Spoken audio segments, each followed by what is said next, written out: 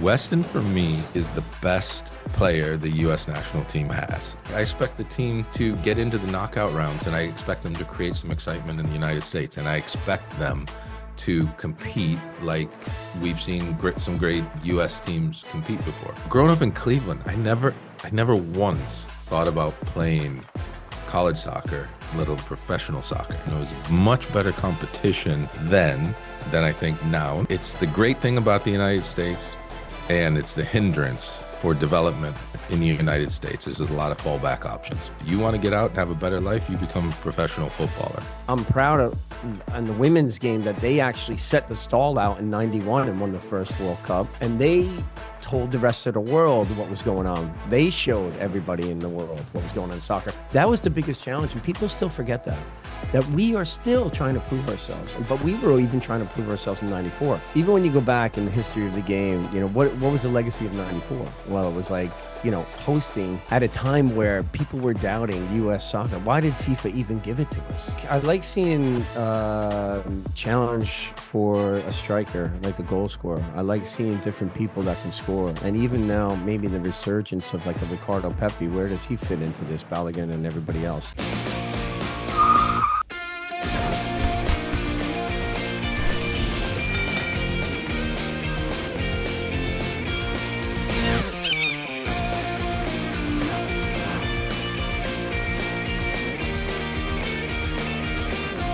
Hello, Sunshine. I'm Alexi Lalas, and welcome to the State of the Union podcast, where we look at the beautiful game on and off the field through the lens of red, white, and blue-colored glasses. As you can see, this is a special show coming to you from downtown St. Louis, Missouri, at the Missouri Athletic Club, the longtime home of the Mac Hermann Trophy presentation, which honors the best men's and women's collegiate soccer players of the year. We will be talking here in St. Louis to the Mac Hermann finalists, to some of their coaches, and a few U.S. soccer legends that are here.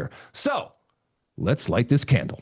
All right, welcome, Brad Friedel, to the State of the Union. You look good, my friend. Listen, we can talk about the incredible player that you were, and all the different things that you did, and all the different places that you played, whether it was Galatasaray or Columbus Crew or Liverpool or Blackburn or Aston Villa, Spurs. It goes on and on and on. U.S. men's national team legend when it comes to goalkeeping, manager for the under-19 U.S. team and New England Revolution. But we were at the bar last night. Correct me if I'm wrong here. Nowadays, it finds you going back and forth between Istanbul, Turkey, because that's the new name of the country. And yes, it is. Look it up, kids. And Nassau, Bahamas. Is this true? It is very true. How is it possible that a kid from Ohio now finds himself going back and forth between the Bahamas and Turkey? Yeah, Turkey, excuse me. Yeah, living in Istanbul was sort of chance. So I've consulted for a lot of groups over the years of people purchasing clubs, investing in clubs, sponsorship agreements, et cetera, et cetera. And I found myself in a relationship with an individual who offered the sporting director job at Besiktas. So I agreed, and it's one of those just crazy eclectic, chaotic places in football terms, but to live, it's magnificent. It really is. And it's just a place. My eldest daughter goes to university there. So wow. I chose to stay there for half the year, and then the other part of the year I'm in Nassau, Bahamas. I've been talking to a bunch of the finalists. And it should be said that back in, 1992, you won the Hermann Trophy. So congratulations on that many, many years later. But I've been talking to them about, what college is. And obviously back in our day, college and the college pathway was something very, very different. It was the way that a kid from Ohio, a kid from Detroit, got to that next level and got seen and had the best competition. Obviously, it's changed a tremendous amount. When you think about how the college pathway that you took and what the reality is right now, especially when it comes to the men's game, give some people some context and maybe even some solutions as to how to make it better or reinvent itself. Yeah, so I mean, as you well know, because you've been involved in soccer at every level in the United States for a long time, and in the media, you have your you have your opinions on certain things that, well, no, I don't. Yeah, you do have your opinions on things, but no, but I don't mean it in a bad way. Yeah. I, growing up in Cleveland, I never once thought about playing college soccer, let alone professional soccer. Yep. It wasn't that. I was playing ice hockey, so were you. Yep. I was playing a lot of basketball. I was playing tennis. Those sports there was already the path for all those. So I knew if I wanted to be a great tennis player, this is what I needed to try to do. Basketball, this. Soccer didn't even register, but I happened to really like it. And I found myself getting college scholarship offers in all the other sports except for soccer. I was at a random. This is when I laugh when people talk about pathways. I mean, my pathway was crazy, and I have like record appearances in Premier League Right. for an American. So, I was at a tournament in Virginia, and Dean Wurzburger, the assistant coach at UCLA. I don't know. You'd have to ask him if he missed his flight or changed his flight or stayed. He came back to the field, and he saw this kid, and he asked the coach, he's like, "Who is he?"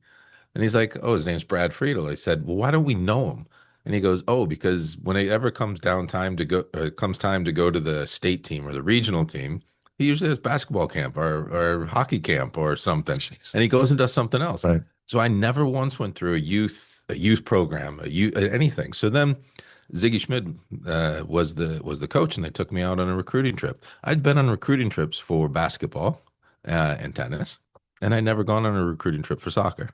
I was in the backyard of the great Indiana University. Now, granted, they had Jürgen Sommer there at the time, but no contact, no nothing. And I flew out to LA, and I was like, "Oh wow, this place is pretty cool. I think I'll go." Yeah. What's not to like? No, great. We even got you to put on Exactly. on a train. Yeah. So I went out there, and it was like remarkable. So I said to my mom, "It's like, I think I'll play soccer here."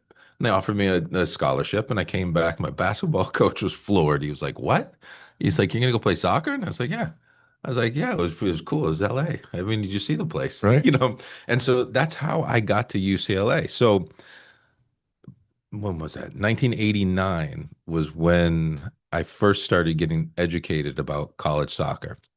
Now, when I was like 10 and 11, I supported Liverpool because my dad took me on a trip to England, and I saw Liverpool play. So, but we didn't have television like we do today. We didn't have social media like we do today. We didn't have the news, the media, the notoriety of soccer in any way, shape, or form. In the palm of your hand, yeah. Yeah, and then you got Soccer Digest once a Soccer month, America, Soccer yeah. America, and you were like trying to like look at the results, and they're in the back in the European leagues and all that stuff.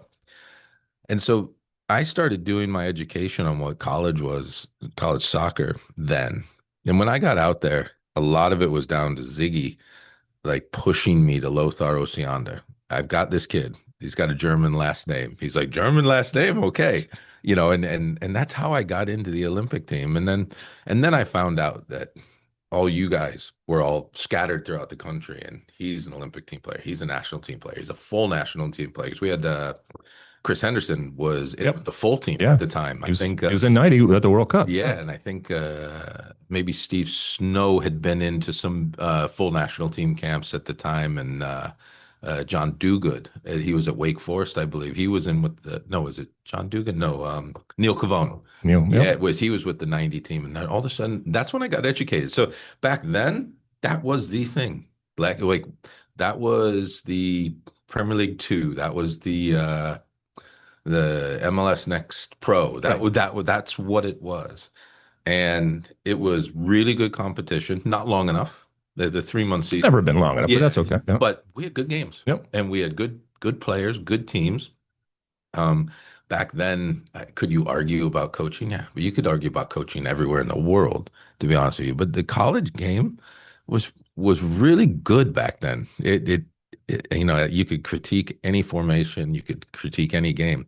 A lot of good players, and it was much better competition then than I think now. And a lot of that has to do with the players at younger ages going in with the MLS teams and USL teams. Sure. And it's really diluted the talent and the amount of foreign players coming into the game really dilutes the American player being able to get in there. But it's interesting that you said you didn't have the ambition or the aspiration to be a professional soccer player growing up, because that's the same for me, and I know for a lot of us growing up. And it wasn't our fault. It was just the situation that we're in. And yet when I talk to these young men and women right now, it's completely changed. And so as you made your way through American soccer and then onto the global stage, whether it was with World Cups and then obviously all the club stuff that you played, we are barreling down the pike here at the return of a World Cup this summer. When you look at this World Cup this summer, what is in the offing? What do you see as the potential benefits relative to the incredible context that you have over the last 30 years? Yeah, I think so. We've done a great job in the United States. Facilities are better. Stadiums better. Coaching is better. Culture. Players are better. I mean, we spoke last night, about like the talent of Weston McKennie. I mean, I coached him. I played like he's an incredible talent. Like really, really super talent. We have attacked a lot of things that have needed to be attacked, to be honest with you. It's kind of like, where do you start? When you started MLS, do you start with name players? I mean, which they did, and we were in NFL stadiums. Okay, so one of the areas that we need, so you hit the nail on the head right here, talking when you're interviewing the candidates for the Hermann Trophy, they want to be pro players. Okay, it's a mentality thing, a culture thing, and that's part of development. That's actually more important sometimes than the coaching. It really is, that the kids want to perform, that they want to train, they want to do the hours when no one's looking. That's when people get better. And it's the great thing about the United States, and it's the hindrance for development in the United States. There's a lot of fallback options. Mm-hmm. If you go into a favela in Brazil, they have to make it out. You go to parts of Argentina, you go part of London, got to make it out. It's in Germany. It's the same. It's indoctrinated from birth. You want to get out and have a better life, you become a professional footballer. In the United States, and this isn't a bad thing. It's just one of those things that we have to try to overcome. Can we? I don't know if we'll ever. We can't fabricate it. No, Yeah. and nor do you want to fabricate No, poverty. yeah. Right. So you're thinking, like, if you don't make it, well, I can go to school. If we don't make it, I can open up a business. If we don't make it, I can go here. If we don't make it, I can go there. There's a reason why I think we said the number. There's only eight nations who have won a World Cup. These nations are not dealing with Fortune 500 companies, parents as they're growing up. That's just how it is. So that's like the next thing. How can we get the culture into the kids that they just want to be professional soccer players? And it's turning. It's just going to be those like decades of turns, and they keep growing the sport. More and more kids will want to play. Hopefully the better athletes will want to play. I think that's another thing that we have to compete with in the United States. Other countries don't have to compete with it as much. Is the great athletes, they might want to play basketball, they might want to play baseball, they might want to play American football, they might want to be a NASCAR driver, they might want to go be a bowler, they might want to go play cornhole. There's so many other things that they can do. And in other countries, well, you can be a footballer. If you're not a footballer, you can be a cricketer, maybe rugby. But those are distant seconds when you're wanting to grow up and be a sportsman or woman. I don't think that any of them are falling back on cornhole, by the way. Okay, when it comes... You never know, Lex. You never know. Before I let you go, this summer, 2026 World Cup's here. How does the U.S. do? And under Mauricio Pochettino, yeah, because I know you have a history with him too. I do, and I've been listening to a lot of people over the last year or so. Been very consistent with my approach to it. Mauricio will have a competitive team, no doubt about it, and he will have his own culture off the field, and he'll have his own culture on the field. So what do I see? I think we get through the group. I like the group that we're in. I think everyone likes the group that we're in. I can openly say now, if we don't get through the group, it is a failure. But if Mauricio wasn't on the cameras, he would tell you. Of course. That So that's how it is. Once you get through the group stages, and I haven't looked actually at the brackets on who. But what do you like about the team first? What do you like? What do I like? You mentioned Weston McKennie, but other stuff or some problems that I like. Richards. I think Richards has been outstanding. In pen for me. I think we have one of the better provided he stays fit. One of the better left backs, not just the United States has ever produced, but one of the better left backs in the tournament. Yep. Jedi Robinson. Yep. Absolutely. And in Robinson, if I like the know Tyler really well, if he is fit, which is again, that's a big it is an if, and it's unfortunate because he is a leader on the field, off the field. He's one of those guys over hopefully you're there for roughly 30 days. He's one of those guys that won't wear down. He'll be fresh every single day, and he'll lead the team and he'll lead the group. I think he's really important to have around the team. Weston, for me, and people can argue, I love the opinions. Yep. Weston, for me, is the best player the U.S. national team has. And I thought it from the moment he came into my first camp in the Canary Islands with the under-19 national team. He has a couple of other issues with his fitness and form and things of that nature. You take the good with the bad, but there's much more good. But if he is fully fit and he's fully engaged, he, for me, is a game changer. He can play multiple positions, as we've seen with Juventus. But he's an athlete. He's good in the air. He's a good passer of the ball. If you have Tyler and him with each other in the midfield, you have one that's steel, another one that's actually not soft, but a really talented player. I like those. I like the midfield.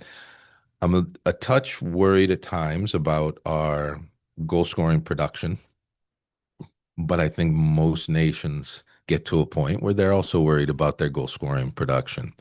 But then it comes down to we're going to eventually get drawn against somebody great. Yep. I don't know if it's France. I don't know if it's Brazil. I don't. And if you lose and it's a competitive game, there's no shame in that. You're sad. You're upset. We can critique it, which people will. But World Cups are hard to win. So what do I expect? I expect them to win the games that they should win. That's one. When they're favorite, I think they should win those games. I think if Turkey, whatever you're going to pronounce, if they qualify and they play against them, that's a hard game. It's probably one of those that most people think on paper we should win. I don't know about that, right. But I think we get to the round of. The round of 16 quarterfinals, there's a flip of a coin who you get drawn against. Yeah. How does Matt Freeze, if he's number one goalkeeper, how does he do in the game? Because every American team needs a goalkeeper to perform in the big games, even if it's just once or sometimes several times. They're gonna have to perform. So that's what I expect. I expect the team to get into the knockout rounds, and I expect them to create some excitement in the United States, and I expect them to compete like we've seen some great U.S. teams compete before. That's what I expect, and that's what I know Mauricio will deliver. Winning it, I don't know, man. That's a fairy tale for Mauricio and the group, and they have to believe that they can do it. But that's a hard thing to do. All right. Well, let's go do a hard thing. Brad Friedel, thank you so much for coming on the State of the Union. All right, enjoy the night tonight. We will be up on stage, you, myself, and John Harkes, talking and telling old man stories. I've heard he's coming, but I haven't seen him. I haven't heard from him. So we'll see. Hopefully he'll show up tonight. Good to see you, my friend. All right, Alex, thanks. All right, as I live and breathe, the great John Harkes here on the State of the Union. Hello, my friend. You look wonderful. For those that don't know, and how dare you not know, incredible legend when it comes to our game. Let's see. I'm going to go through it, and let's see if Wikipedia got this thing. Albany Capitals, Sheffield Wednesday, Derby County, West Ham, DC United, Forest, Revolution, and Columbus Crew. Does that sound about right? It sounds about right. Okay, that's where you played the game. It was not the LA Galaxy. Right. And then a legend when it comes to the U.S. men's national team. You managed at the New York Red Bulls, FC Cincinnati, Greenville Triumph, all those different things. More importantly, and I'll talk about this tonight when we're on stage. I was just with Brad Friedel, and we're going to talk about, grumpy old man about the past and all that kind of stuff. In 1990, when you were representing the country in Italy for the World Cup, I was but a young buck with my friends bumming around Europe, face painted, drinking lots of beer, chasing girls, in the stands watching you on the field. Not even having an inkling that 4 years later I would be with you on the field as a national team player. All of that is to say is that you've been around a long time. All right, I'm not calling you old, but you've been around a long time, my friend. Let's take a look back, because especially when we're here at the Missouri Athletic Club, you won the award way back in, let's see here. I mean, it was a long time ago, way back in the 1900s. Well, it was right when they had black and white TV. Exactly. They just started transitioning. That and Wizard of Oz, both, we switched over to color. It was fantastic. Exactly. But there, you have history because you are the only father to also have his son win the award. Your son, Ian Harkes, back in 2016. Welcome, my friend. Great to see you. Take us back to, hey, buddy, to how you got into the game. How did the game find you, or did you discover the game? The game discovered me. Ooh. It still discovers me. We're always serving the game, and immigrant parents, Scottish. Kearney, New Jersey, small town, industrious, blue collar, hardworking, and all we knew was soccer, and basically was playing five-a-side pickup games every day. And what I tell people, they're like, what was it about the game that just connected you? Or I just kept thinking to myself that everybody else does this across the country. Everyone's doing this, right? And then you find out there's little hot pockets like St. Louis, like we are here. And all these little pockets, but not everybody's doing this and playing five-a-side games. But what made me, I guess, the attraction to the game and the love of the game was just the connectivity and how everybody in a community can just chuck a ball down and we all just join in. It doesn't matter who you are, big, small, what age you are. You're competing at 10 against 17-year-old kids. It doesn't matter. And that kind of environment that was thrown in there, my dad coaching and all the support from my mom and everybody else and all the dads that were in town, it just creates this love for the game. And you know this very well, not the preparation that you had in 90 going into 94, but the love of the game itself, like just, you can't get enough of it. And then winners stay on. That is, for me, winners stay on all the time. That made me resilient, competitive, a fighter, like box-to-box kind of midfielder, chase down people, even players like yourself, strong, competitive. I would want you guys like John Doyle to mark me in training, to kick me, to pull me, to make me better. And that's kind of the story. And it just continued. And I got very fortunate to have great people around me like yourself and many other quality players that love the game. And we just came together. What differentiated it, though, from other sports? And that obviously you were good at it. I mean, God, I guess it's just a belonging. It's like the way the ebbs and flows of the game, and how much you can impact the game just by a pass, or maybe a dribble or a cut move or anything that opens up. There's 1,500 different moves in a game for kids. When you're coaching the youth levels, you're like looking at them. They're trying to absorb everything mentally. So it's a chess game on the field. And the way that we connect as like right backs to right midfield, center backs to midfielders, everything. It's the beauty of that. I think it's fantastic. All right. So you immersed yourself in the game, but you were still growing up in a country and at a time where soccer certainly wasn't king. It's not king now. It's gotten a whole lot better. Yeah. Aspirationally, did you see yourself being a professional soccer player? Or is this just what I like to do? But you couldn't picture yourself being a professional soccer player in the future. You know, it's funny because you get that question so much. And sometimes people go, yeah, I knew I was going to be a pro at 16. I'm like, phew. I didn't know what I was doing when we played in the World Cup in 90. Because there was no pro league. And to be fair, and I'm not being disrespectful, the American Soccer League was small and it was minor and it was still trying to grow and happen. That's why I was playing with the Albany Capitals. So it was like, that was our preparation. But where were we going? You know, what was next? And those moments where you sit in your room and you contemplate my next move, you have no clue. You're sitting there thinking, I hope someone discovers me. Maybe, am I good enough? I don't know. Is there self-awareness? Like, what do I got to work on? You know, all the time.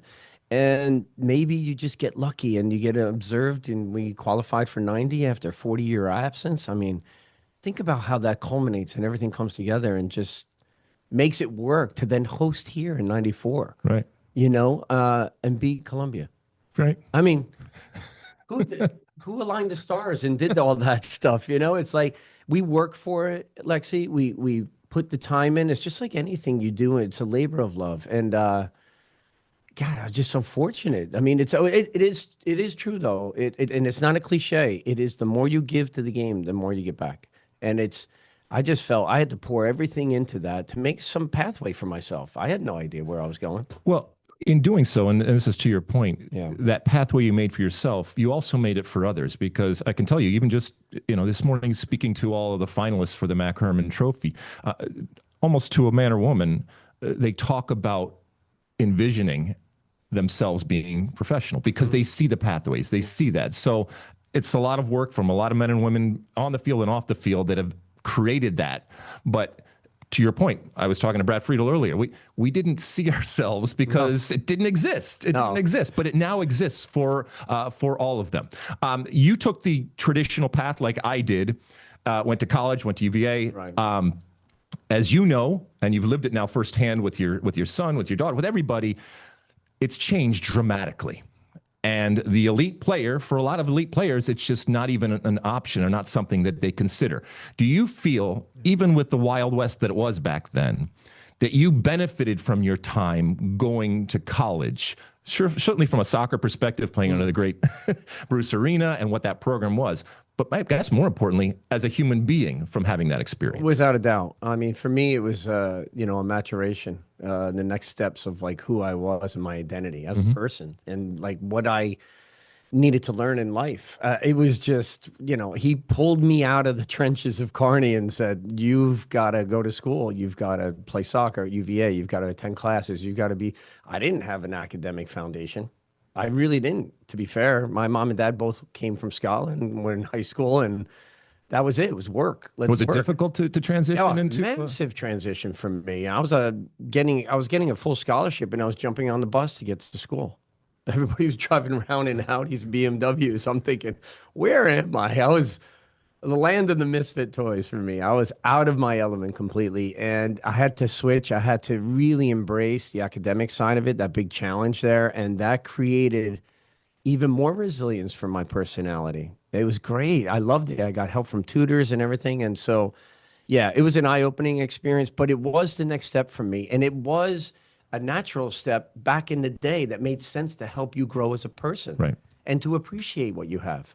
To take on responsibilities in life. And those tools, right? I mean, Yeah, we concentrate so much on the 90 minutes, but the reality is there's another 22 and a half hours in the day. Yes. And oftentimes that collegiate experience, and I know it's a bubble to a certain extent, but it gives you the opportunity to socialize and to have all those different things. All right. So when you see how far we've come, the whole adage, you've come a long way, baby, right? Long way.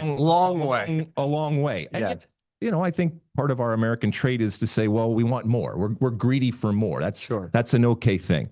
When you see where we have come from the 1994 World Cup to the 1999 Women's World Cup, obviously Major League Soccer coming in, NWSL and many other leagues and stuff like that, we've come a long way. But when you look out now at this landscape of American soccer, what makes you proud and what are you excited about? And what do you think, especially with the 2026 World Cup barreling down on us this next summer, we can do better? Yeah, I mean, I think it's a big question, but no, it is, but it's actually I've always kind of looked at myself, even as a young kid, like it's kind of something that likes to be first. I want to build.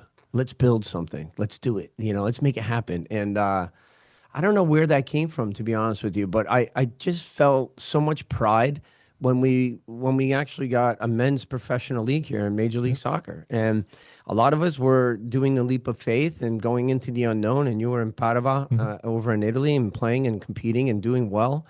Tad was in Spain, and Eric was in Germany, and Paul Caligiuri and everybody. I mean, we were like, what are we going to do? Are we coming back? Is this going to happen? And man, thank God it did, to be honest with you. But I am proud when I look at Major League Soccer. I am proud because it wasn't just me, you, it was all of us. It took a whole village of players year after year, decade after decade to push this and to get it back where it was. Because after the NASL folded and I was a ball boy with the Cosmos and Pele was my hero and Beckenbauer and all these quality players and Cruyff was playing at the dips and it was gone. We were like, where do we go? What? That was supposed to be like, I want to go pro. And then I'm like, oof, wait a minute. You got to change. So I'm proud where the game is today. I'm proud of on the women's game that they actually set the stall out in 91 and won the first World Cup. And they told the rest of the world what was going on. They showed everybody in the world what was going on in soccer. Unfortunately, on the men's side, we were catching up to the rest of the world in history.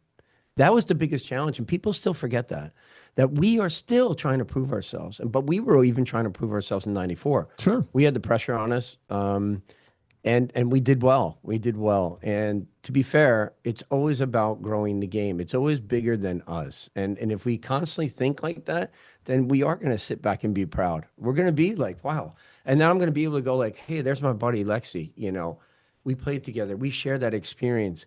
That is something that you just truly love. There's nothing, you don't have to make up anything about it. It's just an amazing experience that we had in those platforms.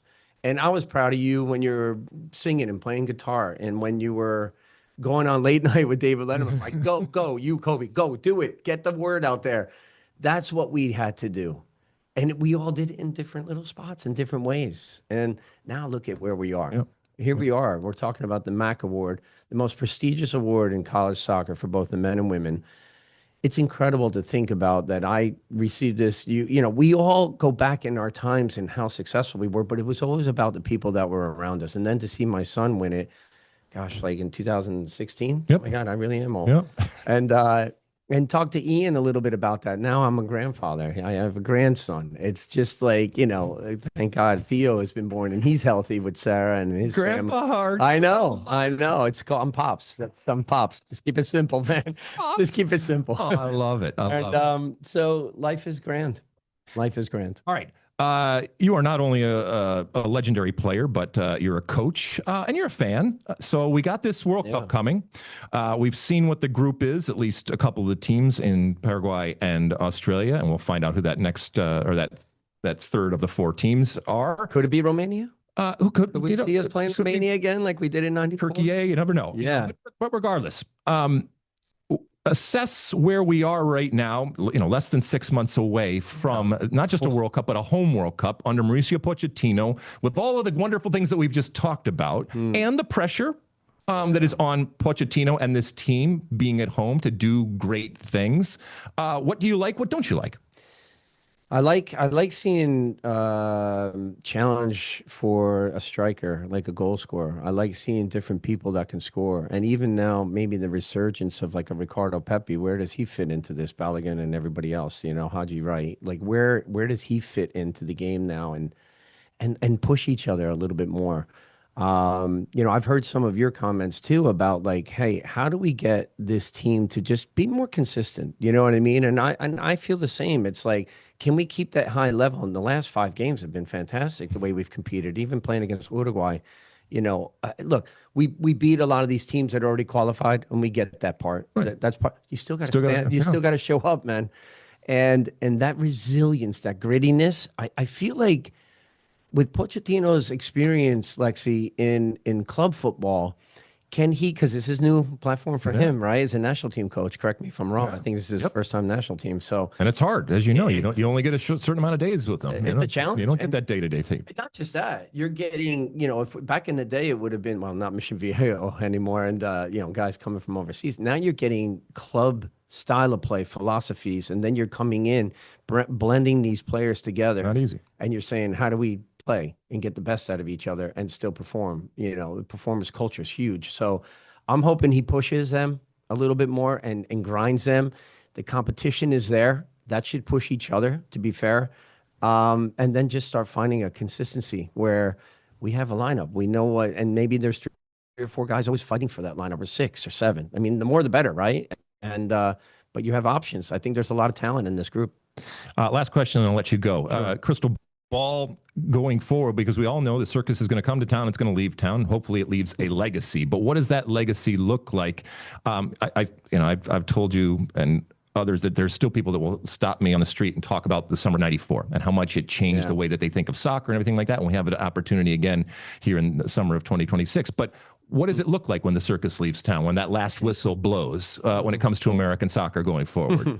It's the $1 million question, isn't it? I mean, It's a great question because even when you go back in the history of the game, what was the legacy of '94? Well, it was like, hosting at a time where people were doubting U.S. soccer. Why did FIFA even give it to us? I can remember playing in the Olympics in '88, qualifying for that in Seoul, Korea, as a young player, and getting asked a question from somebody in the media, like, John, how do you like describe a goal kick? How does that happen? And then I'm thinking, wow, now fast forward where we are today. The knowledge is there. The legacy of this World Cup in 3 different countries, 48 teams, what is it, 104 104 games? Yep. Absolutely incredible. But what this legacy is going to prove as well is that everybody in the world will go and travel everywhere just to see a World Cup game and experience that in different. Who knows if we go into a lottery? Maybe me and you have to go to a lottery, even though we're former players. Yep. We might have to go into a lottery, and we end up, going to see a game in Kansas City, or we go and see a game in LA, or wherever we're going, or you're going to MetLife Stadium with me, and we're hooking up. But there's an appetite for it. Yeah, for sure. Yeah. And that's the hunger of that, with Mexico, Canada, US. I think people are coming here, and it's just going to explode because '94 legacy was the most populated, right? Tournament of all time, most successful. Alan Rothenberg, Sunil, everybody that was part of that. Thank you so much. It was absolutely brilliant that you guys have to do the work behind the scenes to make this work for us. But now this time around, man, 3 countries coming together. People are going to be traveling all over the place. It's going to be chaos. The circus is going to come to town, but it's going to leave a lasting impression that the fans are going to have the game day experience again. And as you said early in this podcast, the fandom, it is there, Lexi. They want to see it. They want more. And it's not that they're greedy. They are hungry. So we're going to give it to them with this World Cup. And I hope we do it well with Pochettino and our guys. Well said, my friend. John Harkes, the legend. John Harkes on the State of the Union. Thank you, my friend. Thank you, buddy. Yep. Okay, welcome, Donavan Phillip, NC State junior forward, born over there in St. Lucia, but went to Kiski Prep over there in Pennsylvania. 19 goals, led the NCAA, 1,482 minutes played. I hope this is all right, Donavan. And then obviously led his team to the NCAA final. Congratulations and welcome to the State of the Union. Congratulations on being a finalist for the Mac Hermann Trophy here. We got it sitting here. Maybe this will be yours tonight. Who knows? But regardless, you've had a wonderful career. You're doing wonderful things so far. Take me from St. Lucia to Kiski Prep in Pennsylvania. How did that all work out? Kind of started with a scout named Matt Kokoska. He kind of came down. They hosted a little tournament in St. Lucia where I got lucky enough where my team was invited to play to. Kind of did well in that tournament. We ended up winning, kind of beating a team called AFFC in the US. That was the only American team there. Okay. And then we had kind of a couple local teams, some teams from like Martinique and like some close islands. So my team was lucky enough to win there. I actually played well. I actually got like most goals and best keeper in the same tournament, believe it or not. Wait. You got most goals and best keeper. Yeah, believe it or not. I used to play in the goal until like, I used to be like off and on like defender. Then I played in the goal for like U15 CONCACAF Championship. Then I kind of like was like, nah, that's not a position for me. I had to switch stuff. Well, goalkeepers are crazy. So you're just only a little crazy. Just a little bit. Okay, well, that's okay. For players in the United States, whether they're American or whether they're coming from other places, the collegiate pathway has changed dramatically over the years. When you're talking to someone now with all of your success, and you're talking to a young player out there that's thinking about potentially taking the college pathway, what are the things that you think you benefited from, both on the soccer field and off the soccer field, from your time in college? I would say the connection is a big thing. So kind of like making friends, talking to people, like get in contact with as much coaches as you can is an important thing. And I would say like I'd say the summer is the biggest thing for me. Like I believe like USL2 is like a major platform, like what they're doing actually. So it's like kind of you get to play against like different like college guys and like older players and stuff like that. So it's kind of like you getting that men's soccer experience like as quick as possible. So kind of get yourself adapted. Like I wish I played like USL2 like straight out of like high school to like help me prepare for my college season. Because like the jump from like high school to college is it's a pretty big jump actually. Right. Like you'll not like notice how big it is, especially from like lower Division 1 to like higher Division 1, like you be like ACC, Big Ten, like those teams, you get to compete with guys like every day that's like really quality players. Like there's no player you can be like, oh, this guy don't belong here. You know what I mean? If they are part of these programs, they're like really good. And I would say the last thing is more like kind of just like just try to do your best. It's more about, I would say, like your character off the field is as you should be as good as like on the field. There we go. Like, That's what I like to hear. yeah, it's kind of like my coach, like before you recruit any players, he like asks us, like even before he talk about like how good they are, like soccer or whatever, he asks us like, do you think they'll fit in our culture? Like, do you see them like you can go in the morning and go have like a strong conversation with this guy? Like, do you see this guy being a good person? I'll go like help someone out in need or stuff like that. And we're like, okay, like yes, like we can see this guy. This guy was like very welcoming to us. He was very, talkative, show his personality. You felt like very comfortable around this guy. And they'd be like, okay. And then secondly, you'd be like, okay, like do you ever played against this guy or whatever, like stuff like that. So it's like your character off the field should be as good as you are on the field. Well, that's good to hear that that your coach, Mark Hubbard, recognizes that, he's not just developing soccer players, but he's developing young men that are going to go out into the world, going out into the country, going out into other countries, and are hopefully going to be positive leaders going forward, even after they've kicked the ball. Donavan, Phillip, you are both a good man and obviously, from what we've heard, a very smart man. And I wish you all the success, both on and off the field, my friend. Thank you for having me. Okay. Thank you. Okay, welcome, Izzy Engle. Oh, my goodness. From Notre Dame, sophomore forward out of Edina, Minnesota, and Edina High School. Welcome to the State of the Union. How you doing? How you feeling? Are you nervous about tonight? Not too nervous. I'm like so honored to be here, so excited to be here. And Don't be nervous. It's all going to be fun. Everybody here is awesome. Yeah. And look, as is often said, yeah, you want to win, but you already won. All right, Yeah, you're a winner in my book. All right, here we go. 2025 OCC Offensive Player of the Year, 19 goals, 6 assists. And by the way, if this is wrong, don't correct me if it's more, but you can correct me if it's not as many. that's Congratulations on another Thank you. successful season. Congratulations on being a finalist for the Mac Hermann. I've talked to a lot of players over the years, and including this year, about the college pathway. And sometimes we have younger players that are listening here. You've been through now the process, and you're still kind of in the thick of things here. If you could talk to them as to, maybe give them some ideas about how they should approach the college pathway. And we all know the college pathway has changed dramatically for men, certainly, but also it's changing for women's too. What's some advice you would give a young player out there as they start to look at these different pathways going forward? Yeah, I think the biggest thing is try not to compare yourself with like what someone else is doing. Like you can say like, oh, like I'm a sophomore, this girl went pro when she was 16. And it's like everyone's on what you're saying. Everyone's on a different path. Like what's right for someone might not necessarily be right for you. And I think just like establishing your priorities, like what do you want out of your college experience? Do you want to play professionally? Like is this path going to be the best for you to be a pro as quick as possible, or do you want to get your degree? Like having those priorities kind of established and to know like what you want and like when you want it, how you want it. And then, just try not to like compare your process with other people's, because everyone's route is different. Everyone's like hopefully going to get what they want, but also like not everyone does. And I think another important thing that I would definitely want to say is like these setbacks happen to everyone. Like, and honestly, like injuries, like you never know what could happen. You never know, like it could happen to anyone. And I think just, like being mindful of that, again, not comparing especially if you have a setback, but just really trusting the process, trusting God, and just like taking it one step at a time as well. All right, Izzy Engle, thank you so much. Thank you. All right. Thank you. I appreciate it. Okay, welcome, Jordynn Dudley, Florida State junior forward out of Milton, Georgia. Cambridge High School, if I have that correct. 2025 NCAA championship. Congratulations, you a national champion. 11 goals, 3 game-winning goals, 14 assists. Oh my goodness, you've done it. You've done it all, but you're still only a junior. Congratulations on being a finalist for the Mac Hermann Trophy Award. All right, so take us the pathway that led you to Florida State then.